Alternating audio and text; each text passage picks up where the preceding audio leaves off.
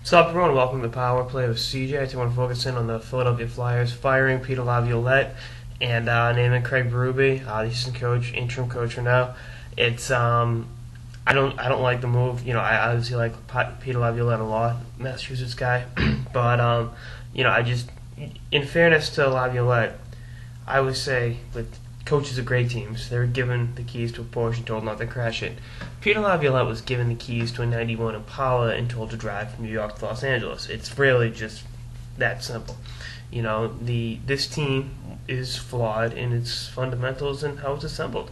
And that Holmgren really got away from his mantra the last couple of years.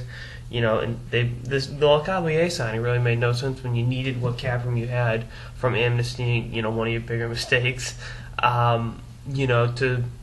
To get defensemen and definitely solidify that blue line. I mean, that's a mess.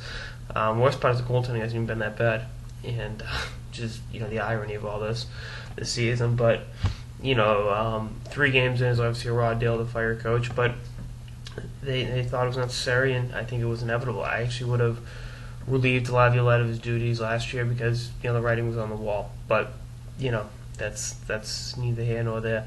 And I think, like I said, the moves like, why would you amnesty Briere and then bring in the Cavalier for the same cap hit when you need to, like I said, solidify the blue line, bring in defensemen, losing Chris Pronger for his career, it's a raw deal, not getting Shea Weber after offer sheeting him, another thing that, definitely stung, but, I think a lot of this falls on Paul Holmgren and the front office staff. I mean, you can't make, you can't make chicken salad out of chicken shit. Now, I don't mean to put this roster down like that, but I mean, look what happened last year. Hardle had an abysmal season. No one on the blue line really stepped up, and the Mason deal was a smart move, but the defense is a great equalizer, and I thought they had a pretty good draft for what it's worth, but none of those kids would be ready for a year, 2, maybe 3 years. And like I said, they should have been more active in pursuing a defenseman the way they pursued Vinny Lecavalier. It's just I don't see why you'd sign him for $20 million when you've got a pretty good offensive team.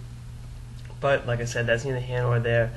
I like Berube, the assistant coach. He's familiar with the system, the players. Maybe it's not too late to change things and save the season. But I think it's gonna be a long season in Philly, and it's not because of the goaltending; it's because of the defense. And hopefully, if Holmgren does keep his job, he addresses that position, but we'll see what happens.